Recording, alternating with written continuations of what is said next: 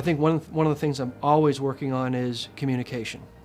And I think as a young administrator last couple of years, I think that I dropped the ball in some areas on that, I'll be quite honest, and I think that this year being overly communicative, it alleviates a lot of the reactiveness or concerns that staff will have when they don't understand something.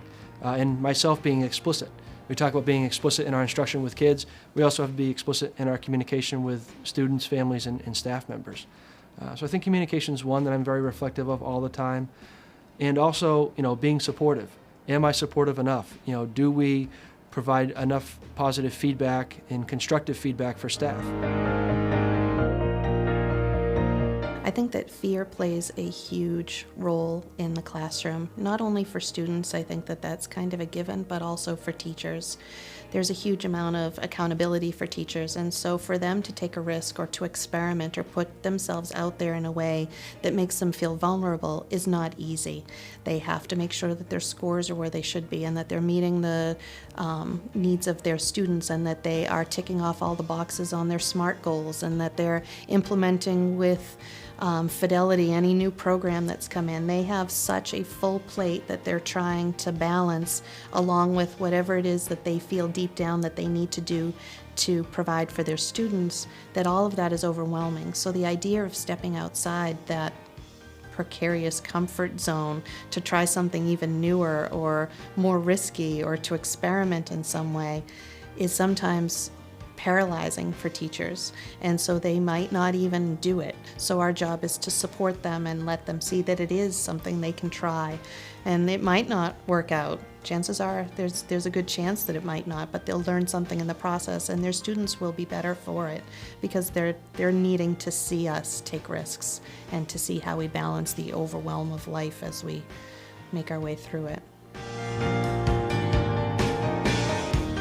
Launching innovation and change is not easy because you also have to make sure that you're interweaving the standards and make sure that the kids are still learning while trying something new. I do have colleagues and administrators that I can lean on to, and my coordinator is very good about saying to me, "Are you sure you want to do that? Like, it's a great idea, but I don't want you to get overwhelmed." Because I do have a tendency, I think my biggest problem is to take on too much, to try and do too many things, because I always want to try something new. And I do have administrators who will say to me, maybe you should slow down, or maybe we shouldn't try that just right now, let's put that off for a month. So it doesn't have to be me alone. Everybody is willing to collaborate and work together. I think that the more that we talk about what it is that we're trying to do in our own classrooms, the more that it makes us all feel safe to experiment and try new things. If we're staying in our own classrooms and not sharing, then it does not feel like an environment where you can stick your neck out and maybe take a risk or experiment in your classroom. So these opportunities for observations and conversations are giving the teachers the encouragement that they need to go beyond their own expectations.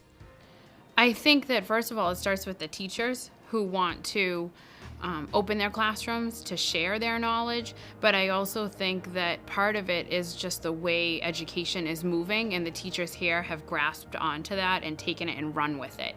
They know that students need to have the ability to communicate, to share ideas, to try out things and fail and maybe try it a different way. And so we've been able to model it ourselves. We're not afraid to fail. We want to try something new, and that has led to teachers opening up their doors more. We also have the opportunity to do some peer observations so we can move into each other's classrooms and observe what's going on, pick up great habits, try something new. We have professional learning communities, PLCs, where opportunities for teachers to get together in small groups to try and problem solve and try out new opportunities in the classroom. I think the administration has been very open to allowing collaboration. Nobody has, said that's not feasible or we can't do that. It's always any opportunity that's going to make the kids grow and learn, the administration is in favor of. We've gone to more of a co-teaching model, and some of our faculty are struggling with it because they've never done it. Of course they're going to struggle. They've been educators for maybe 20 years, but they've never come across co-teaching.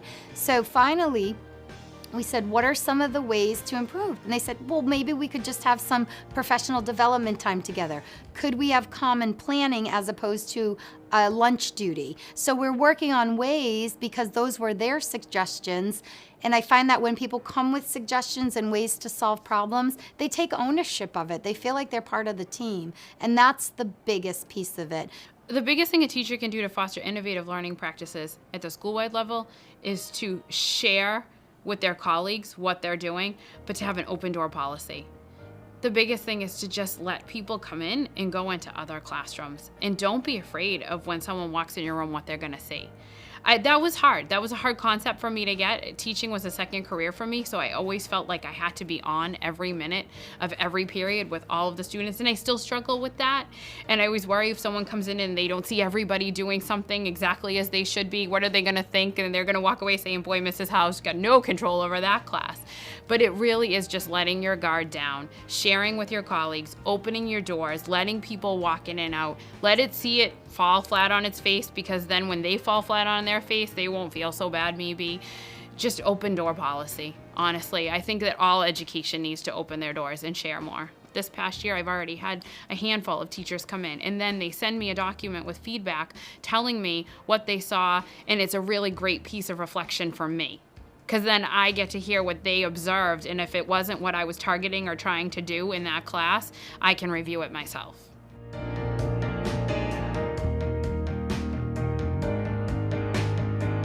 You wouldn't be in this profession if you didn't want to succeed with students and student success. I think everyone always wants to improve.